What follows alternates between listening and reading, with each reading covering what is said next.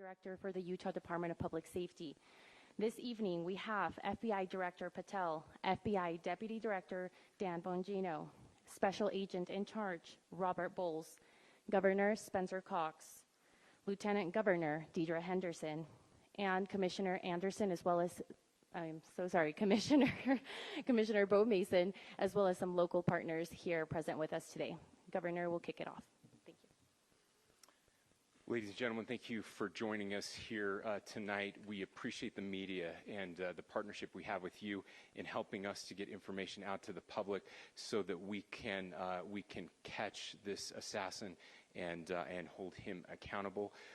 We are going to share a portion of a video and that we have of the suspect, as well as some new stills. Those have already been released, but we want to make sure that they get as much attention as possible so that we can get help from the public in tracking down this evil human being. So we're going to cue up the video right now, show that. I've asked Commissioner Bo Mason if he would narrate to you what is happening in this video. Thank you, Governor. Bo Mason, Commissioner for the Utah Department of Public Safety. If you look up to the top left, you'll see the building where the shooter was proned out in the top left corner. We'll go ahead and play that video, and I'll narrate it as we walk through that. So here you see the suspect ran behind that upper building. He's going to come out on the right, moves to this far right corner. As he does, he's going to climb off the edge and then drop down to the ground. As he did that, he left some palm impressions. There's some smudges, some places we're looking to collect DNA. There's a shoe imprint where we believe the suspect is clearly identified as wearing Converse tennis shoes. Again, we'll replay that again so you can get another view of that. It's important to note his black t-shirt, his black pants, and there appears to be some white on the soles of those Converse tennis shoes. Those are all identifiable items that we're looking for. In the stills that are going to follow this, you're going to see a very distinctive t-shirt with an American flag and appears to have an eagle on it. There's also a baseball cap with a triangle on it and a pair of sunglasses. All distinctive, all things that we would ask the public to look for and try to identify if they know someone who has those items, who has been seen wearing those items. We're looking for all that information. Here you see the suspect after dropping off the building. He moved around across this grassy area, around the parking lot. We're going to pan to the right.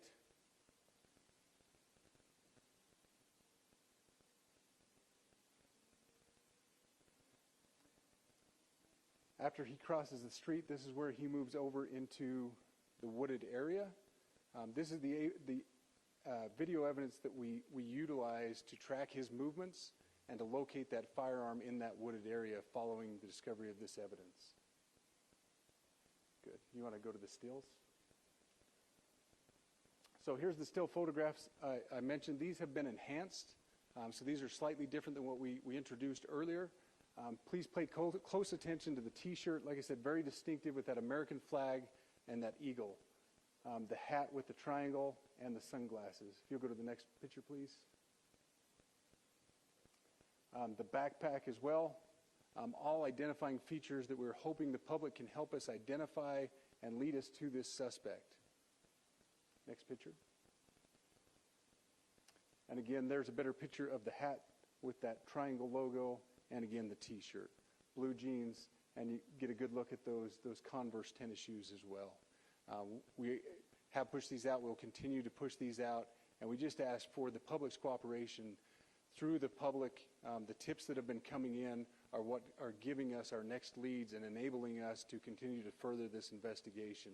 We've had great cooperation from the public, and we're continuing to ask for that as we move forward. Thank you, and I'll turn the time back over to Governor Cox. Thank you so much, Commissioner Mason. I want to thank Director Patel and his team. It's great to have them on the ground with us tonight. We've had several briefings, and he's had an opportunity to walk the crime scene.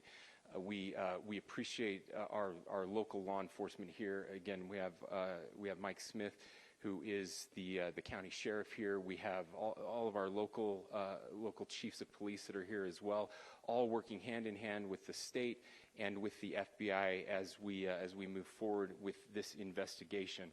Now, I'll just give you a little warning. We will not be taking any questions at this time. We're giving you the latest information we have, being as transparent with everything that we have.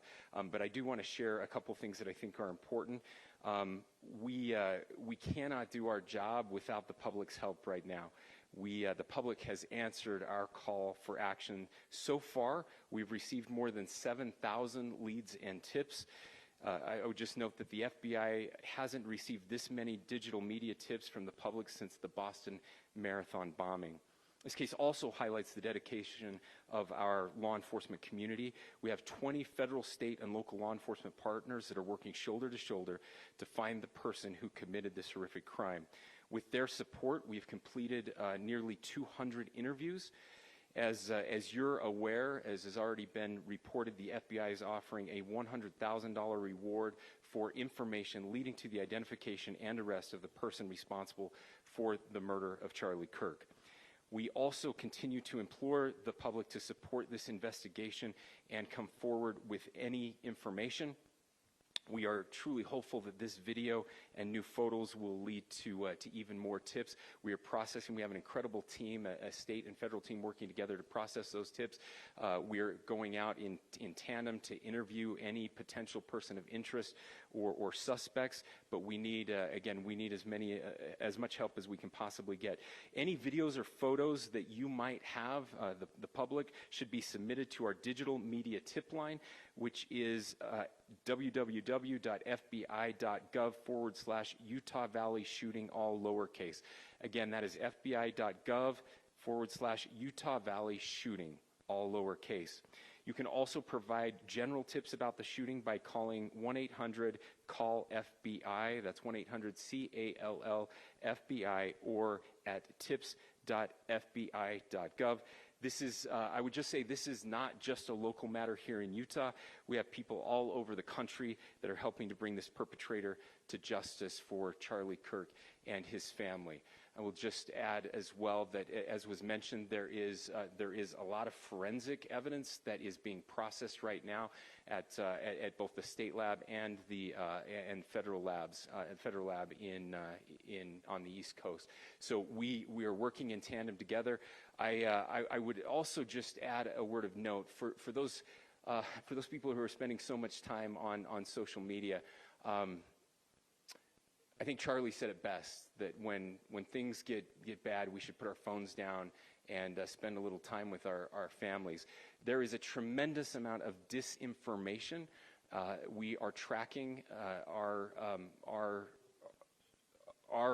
team, the state team, and I'm sure the federal team as well. What we're seeing is our adversaries want violence.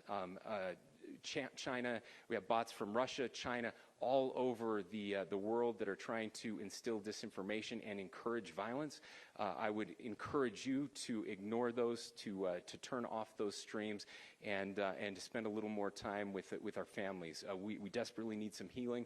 We'll have more to say about that in the days and weeks to come. More than anything, we are going to catch this person. Last thing I will just say is we've been working with our attorneys, getting everything that we need, affidavits ready, so that we can pursue the death penalty in this case, and that will happen here in the state of Utah. Again, to the public,